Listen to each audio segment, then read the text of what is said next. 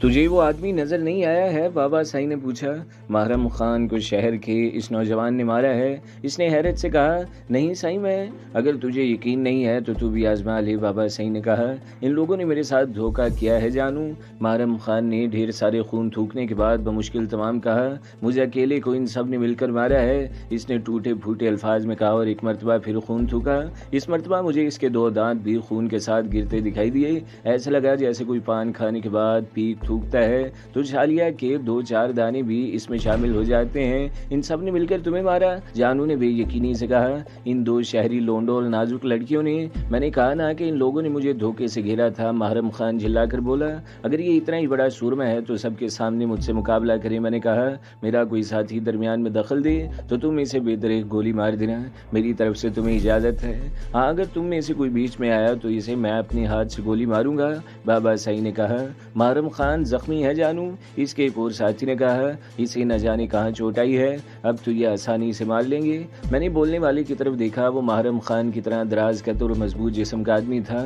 چہرے پر مونچھیں اور داڑھی اتنی گھنی تھی کہ اس کی آنکھیں اور رخساروں کا کچھ حصہ دکھائی دے رہا تھا۔ سر پر اجرک کی پگڑی تھی اور جسم پر گہرے رنگ کا ڈھیلا ڈھالا شلوار سوٹ تھا۔ وہ شاید محرم خان کا کوئی بہت ہی خاص آدمی تھا۔ میں کوئی لوسی کتا یعنی گلی کا آوارہ کتا نہیں ہوں جو لوگ مجھے مار لیں گے، محرم خان بھرنا کر بولا۔ میں اب بھی ایسے 3 آدمیوں کو ایک ساتھ مار سکتا ہوں۔ پھر وہ مجھ سے مخاطب ہوا۔ اس وقت تو تیرا ساتھی درمیان میں آ گیا تھا، اب تو کلمہ پڑھ لے۔ یہ کہہ کر اس نے اچانک گھوم کر میری منہ پر اتنی زور سے تھپڑ مارا کہ میں اپنا توازن برقرار نہ رکھ سکا اور برآمدے کی سیڑھی سے لڑک کر لان میں جا گرا۔ محرم خان بجلی کی سی تیزی سے میرے سر پر پہنچ گیا اور میرے سر پر اپنے بھاری جوتے کی بھرپور ٹھوک کر مارنا چاہی، مگر میں بروقت اپنی جگہ سے کھسک گیا۔ نتیجے کے طور پر اس کی ٹھوکر میرے سر کی بجائے دائیں شانے پر لگی۔ ایک لمحے کو تو دنیا میری نظروں میں اندھیر ہو گئی۔ مجھے بالکل ایسا محسوس ہوا تھا جیسے کسی نے سیروں وزنی پتھر میرے شانے پر دے مارا ہو۔ محرم خان ایک مرتبہ پھر میرے سر پر پہنچ گیا۔ اس کی کوشش تھی کہ کسی طرح میرے سر کو نشانہ بنا لے تاکہ میں ہوش کھو بیٹھوں۔ میری آنکھوں کے آگے بھی رنگ برنگے دائرے ناچ رہے تھے، مگر میرا ذہن پوری طرح بیدار تھا۔ اس نے دوبارہ میری سر پر لات مارنے کی کوشش کی تو میں نے ذرا سا ترچھا ہو کر اس کی لات پکڑ لی۔ مشکل یہ تھی کہ میرا دایاں بازو اس وقت تقریباً مفلوج ہو کر رہ گیا تھا۔ پھر بھی میں نے بائیں ہاتھ سے اس کی ٹانگ پنڈلی کے پاس سے پکڑی اور زوردار جھٹکا دیا۔ اس کے ساتھ میں پھرتی سے کلا بازی کھا گیا، ورنہ وہ 2.5 من کی لاش دوبارہ میرے اوپر آ گرتی۔ میں برق رفتاری سے اٹھ کھڑا ہوا۔ اس نے زمین پر پڑے پڑے مجھے دوبارہ لات مارنے کی کوشش کی، مگر میں نے اب یہ کھیل ختم کرنے کا فیصلہ کر لیا تھا۔ میں نے پنڈلی کے پاس سے اس کی ٹانگ مضبوطی سے پکڑی اور اس کے گھٹنے پر زوردار ٹھوکر رسید کر دی۔ محرم خان بری طرح تڑپنے لگا۔ میں جانتا تھا کہ اس کے گھٹنے کی ہڈی ٹوٹ چکی ہے اور یہ تمام عمر بیساکھی کا سہارا لے کر چلے گا۔ میں نے اس کے بال پکڑ کر اس کا چہرہ زمین پر اوپر اٹھایا اور اسے دوبارہ زمین پر دے مارا۔ فرش اگرچہ پختہ ہوتا تو اس کی کھوپڑی چٹک جاتی، مگر اس وقت یہ تماشا بابا سائی کے لان میں ہو رہا تھا۔ محرم خان چند لمحے ہاتھ پیر پٹکنے کے بعد ساکت ہو گیا۔ کیا یہ مر گیا؟ اسی شخص نے سوال کیا جو جانو سے بحث کر رہا تھا۔ یہ مرا نہیں ہے، مگر اب یہ تمام عمر اپنی ایک ٹانگ پر چلے گا، میں نے شفاق لہجے میں کہا، اور کسی کو بھی حسرت ہو تو وہ اپنی حسرت نکال لے۔ میں نے محرم خان کے ساتھیوں کو مخاطب کیا، پھر میری نظر گھنی داڑھی والے شخص پر جا کر رک گئی جو مجھے کینہ توز نظروں سے گھور رہا تھا۔ معلوم ہوتا ہے تمہیں بھی اپنی طاقت پر بہت گھمنڈ ہے، میں نے اسے کہا اور آگے بڑھ کر اسے گریبان سے پکڑ کر کھینچ لیا۔ نہتے اور بے گناہ شہریوں پر ظلم کر کے تم لوگ خود کو بہت بہادر سمجھتے ہو، میرا گریبان چھوڑو، اس نے تلخ لہجے میں کہا۔ میں نے اس کے منہ پر زور سے ایک تھپڑ رسید کر دیا۔ آئندہ مجھ سے بات کرو تو اپنا لہجہ قابو میں رکھنا، میں نے سرد لہجے میں کہا۔ اب اس زندہ لاش کو اٹھاؤ اور گاڑی میں ڈال دو، میں نے محرم خان کی طرف اشارہ کیا۔ محرم خان میری توقع سے کہیں زیادہ سخت جان تھا، وہ ہوش میں آ چکا تھا۔ میری بات سن کر وہ اپنے ساتھیوں سے بولا، ارے لعنت ہے تم لوگوں پر، میرے ساتھ رہ کر تم لوگ دولت سے کھیلتے رہے ہو اور اب مجھ پر وقت پڑا ہے تو بت بنے کھڑے ہو۔ اس نے اپنے ساتھیوں کو اشتعال دلانا چاہا، تمہارے ساتھ کوئی زیادتی نہیں ہوئی ہے، یہ طاقت کا مقابلہ تھا۔ ہاں، اگر یہ لوگ اپنے وعدے سے پھرتے تو میں ان سب کو بھون کر رکھ دیتا، جانو نے کہا۔ میں کئی دن سے دیکھ رہا ہوں جانو کہ تو خود کو مجھ سے بھی بدتر سمجھنے لگا ہے، دوسرے لوگ بھی تیرے ہی خوف کی وجہ سے خاموش ہیں، تجھ سے میں نمٹ لوں گا۔ تم نے سنا نہیں، میں نے ڈپٹ کر داڑھی والے سے کہا، اس حرام زادے کو اٹھا کر گاڑی میں ڈالو۔ اس نے نفرت سے میری طرف دیکھا، پھر محرم خان کو اٹھا کر جیپ کی طرف بڑھا۔ جیپ میں نہیں، اس گاڑی میں ڈالو، میں نے بابا سائی کی لینڈ کروزر کی طرف اشارہ کیا۔ پھر میں نے آہستگی کے ساتھ کہا، بابا سائی، میں محرم خان اور اس داڑھی والے ساتھی کو اپنے ساتھ پولٹری فارم پر لے جا رہا ہوں، ان کے پاس سے کچھ ایسی چیزیں برآمد ہوئی ہیں کہ پوچھ گچھ ضروری ہے۔ آپ اس کے ساتھیوں کو سمجھا دیں کہ محرم خان اور اس کا یہ ساتھی ادھر آیا ہی نہیں تو کیا؟ ہاں اگر ضروری پڑے تو میں ان دونوں کو ٹھکانے لگا کر ان کی لاشیں جنگل میں پھینکوا دوں گا۔ لے جاؤ بابا، ان لوگوں میں سے کوئی زبان نہیں کھولے گا۔ بابا صاحب نے آہستگی سے کہا۔ جس کی طرف سے زبان کھولنے کا خطرہ تھا اسے تو تم سال لے جا رہے ہو۔ پھر وہ چونک کر بولے، مجھے آج شام گوڑ جانا ہے، وہاں مجھے کئی دن لگ جائیں گے۔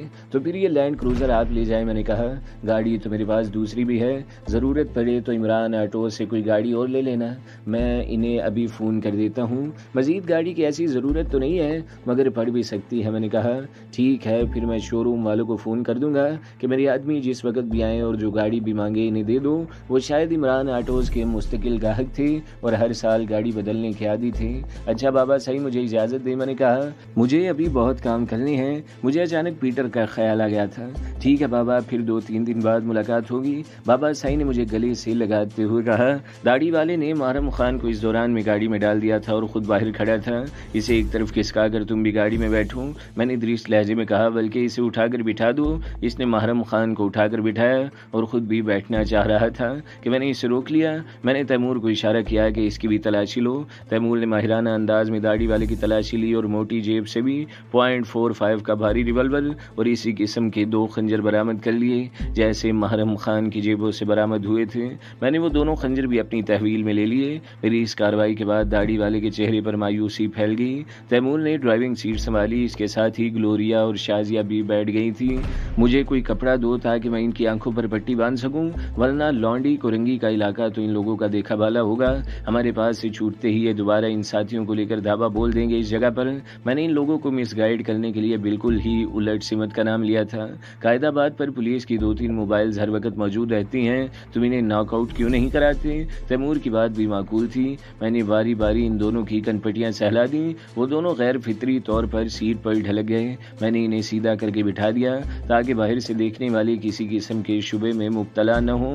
گورنر سے ملاقات ہونے کے باوجود میں محتاط تھا اور اپنے عقب پر نظر رکھے ہوئے تھا، مگر مجھے کوئی ایسی مشتبہ گاڑی دکھائی نہ دی جس پر مجھے اپنے تعاقب کا شبہ ہو۔ پھر ہم تیز رفتاری سے سفر کرتے ہوئے تقریباً آدھے گھنٹے میں اپنے ٹھکانے پر پہنچ گئے۔ اسی دوران میں ہم بھی خاموش رہے تھے اور اپنے اپنے طور پر سوچ بچار کرتے رہے، مگر نہ جانے کیوں شازیہ کو دیکھ کر احساس ہو رہا تھا کہ خالی و ذہنی کے عالم میں کھڑکی سے باہر دیکھ رہی تھی۔ شاید گلوریا کی وجہ سے وہ احساس کمتری میں مبتلا ہو گئی تھی۔ وہ خوبصورتی میں گلوریا سے کسی بھی طرح کم نہیں تھی، پر اعتماد بھی تھی، مگر گلوریا کی شخصیت میں خوبصورتی کے ساتھ ساتھ ایک وقار بھی تھا۔ اس کی وجہ یہ بھی تھی کہ گلوریا ایک بہت بڑی بین الاقوامی مافیا میں خاصی اہم پوسٹ پر رہی تھی۔ دنیا کے ہر ملک میں اس کے ماتحت پھیلے ہوئے تھے۔ اس کے لہجے میں فطری طور پر ایک تحکم پیدا ہو گیا تھا۔ میں اپنے خیالات سے اس وقت چونکا جب تیمور نے پولٹری فارم کے مین گیٹ پر گاڑی روک کر ہارن بجایا۔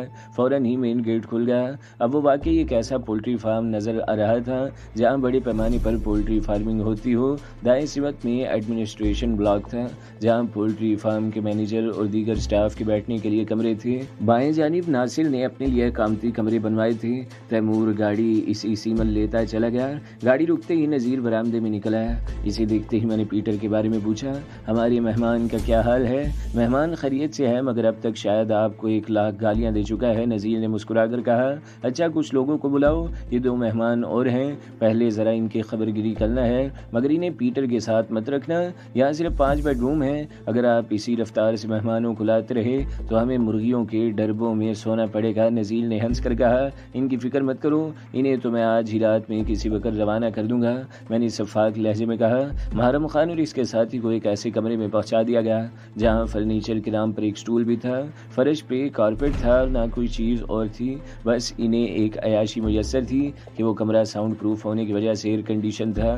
میں نے تیمور سے کہا، ان کے ہاتھ پیر مضبوطی سے باندھو اور انہیں ہوش میں لانے کی کوشش کرو، بلکہ میرا خیال ہے کہ محرم خان اب ہوش میں آنے ہی والا ہے۔ تیمور اور نذیر نے مل کر ان دونوں کو اچھی طرح سے جکڑ لیا۔ میں اس دوران میں گلوریا کے ساتھ اپنے کمرے میں چلا گیا۔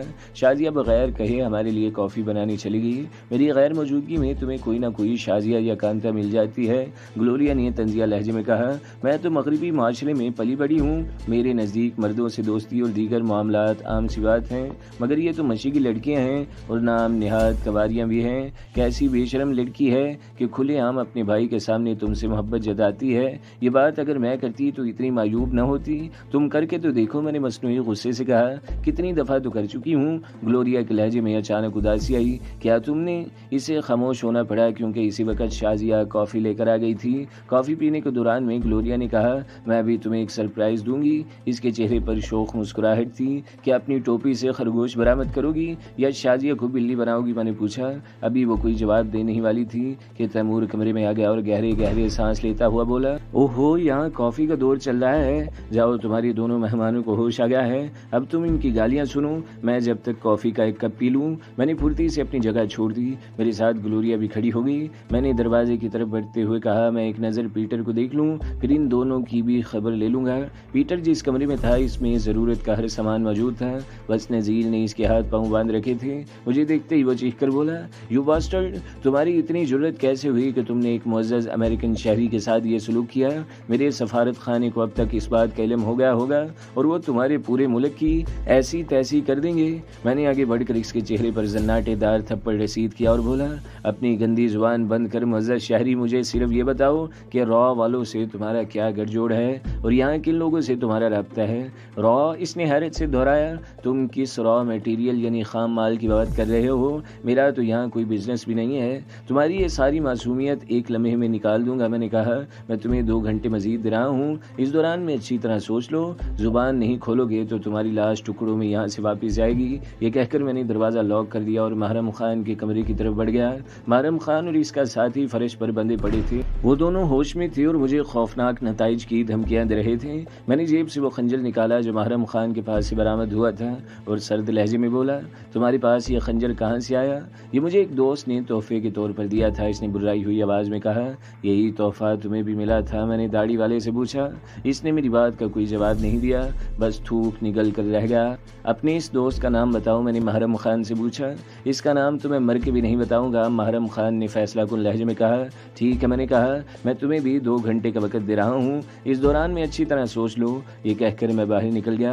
یہ تم ہر آدمی کو 2 گھنٹے کا وقت کیوں دے رہے ہو؟ گلوریا ہنس کر بولی، مجھے ابھی بابا سائیں کے بنگلے پر جانا ہے، میرا بریف کیس وہی رہ گیا ہے۔ اس میں موجود رقم کی تو مجھے فکر نہیں ہے، مگر اس میں جو دوائیں ہیں وہ بہت نایاب ہیں اور ان کی یہاں ضرورت پڑ سکتی ہے۔ میں جا کر ابھی لے آتا ہوں۔ میں بھی ساتھ چلوں؟ گلوریا نے کہا۔ نہیں، تم یہی رہو اور قیدیوں کی نگرانی کرو، یوں بھی باہر اب میرے لیے کم از کم اپنے لوگوں سے تو کوئی خطرہ نہیں رہا۔ یہ کہہ کر میں لینڈ کروزر کی طرف بڑھ گیا۔ تم تیمور وغیرہ کو بتا دینا کہ میں 1 آدھ گھنٹے کے اندر اندر واپس آ جاؤں گا۔ میں دوبارہ بابا سائیں کے بنگلے پر پہنچا تو میں نے جلدی کے خیال میں گاڑی باہر ہی پارک کر دی۔ میں بریف کیس لے کر رخصت ہونے لگا تو علی مراد نے مجھے کچھ دیر رکنے کو بھی کہا، مگر مجھے قیدیوں سے پوچھ گچھ کی جلدی تھی، اس لیے اس سے معذرت کر کے گاڑی میں آ بیٹھا۔ میں گاڑی سٹارٹ کر کے مین گیٹ پر آیا تو اچانک میری گردن سے ایک سخت چیز ٹکرائی اور کوئی سخت لہجے میں بولا، دائیں طرف نہیں بائیں طرف چلیں کامران صاحب۔ میں بری طرح اچھل پڑا۔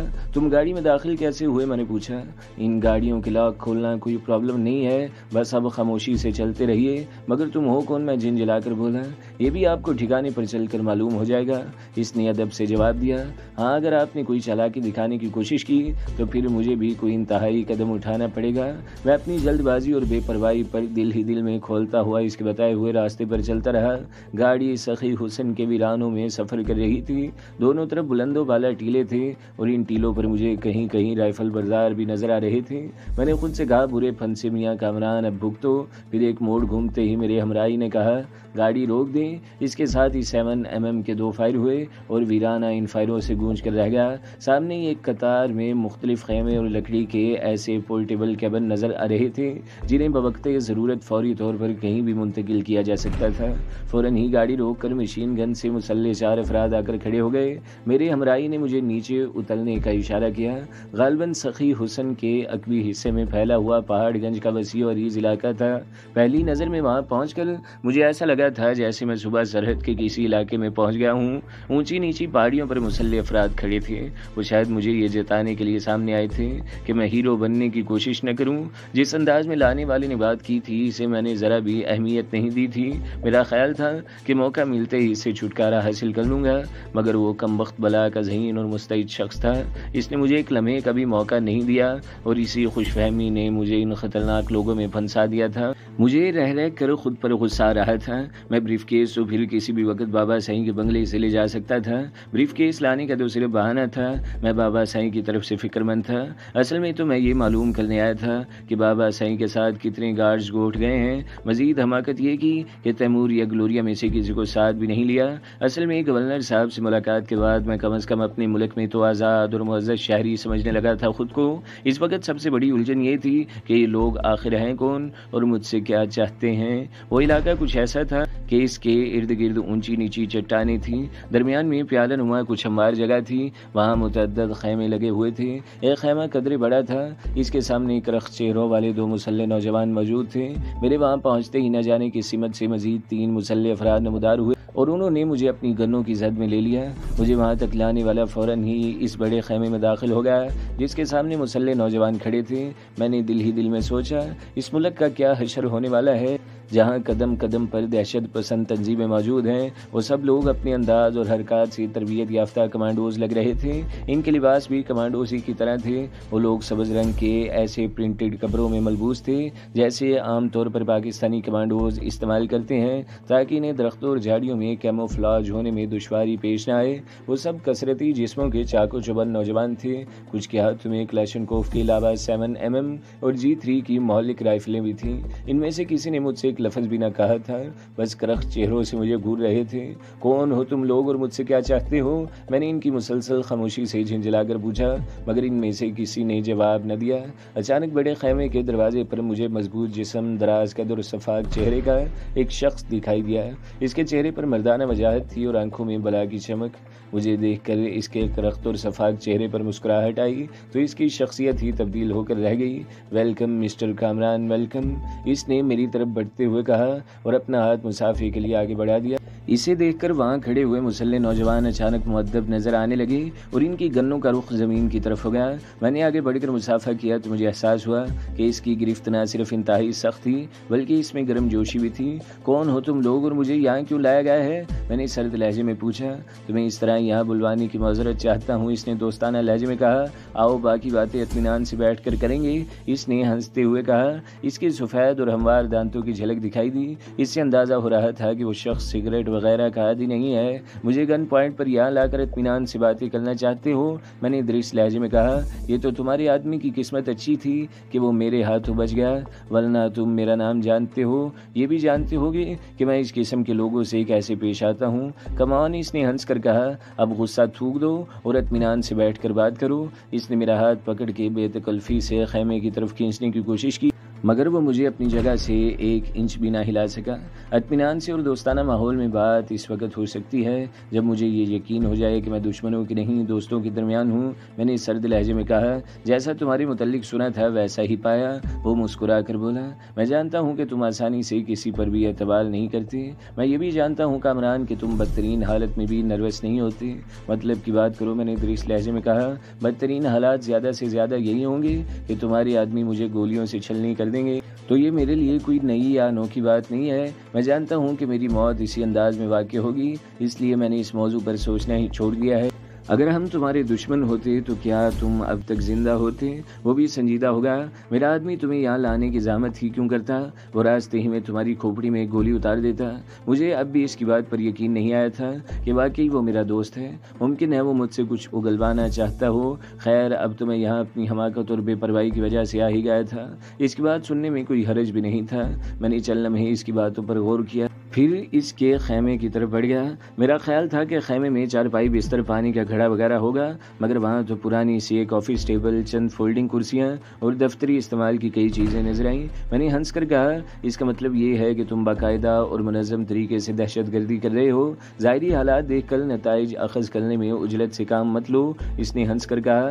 ذرا آسان اور سلیس اردو میں بات کرو، یوں بھی میری مادری زبان اردو نہیں ہے، میں نے طنزیہ لہجے میں کہا۔ میں جانتا ہوں، وہ سنجیدگی سے بولا، تمہارا تعلق پنجاب کے ایک بہت بڑے جاگیردار خاندان سے ہے، مگر تمہاری پرورش کراچی میں ہوئی ہے، تم نے یہی ہوش سنبھالا ہے اور یہیں جوان ہوئے ہو۔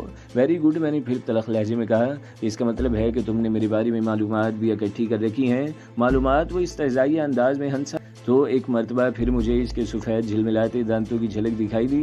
میرے پاس تو تمہاری پوری فائل موجود ہے، اس نے کہا اور سائیڈ میں رکھی ہوئی آہنی وال کیبنٹ سے براؤن لیدر کی ایک فائل نکالی اور اس کی ورق گردانی کرتے ہوئے بولا، بتاؤ تمہیں کس دور کے واقعات سناؤں؟ اس وقت کے جب تم گارمنٹ فیکٹری کے مالک تھے، یا اس وقت کے جب تم نے ایک بین الاقوامی تنظیم ڈیتھ بلٹ میں شمولیت اختیار کی تھی؟ یہ تنظیم مافیا کی طرز پر کام کرتی ہے اور مختلف طور پر ڈی بی کہلاتی ہے۔ میں حیرت سے اس کا منہ تک رہا تھا۔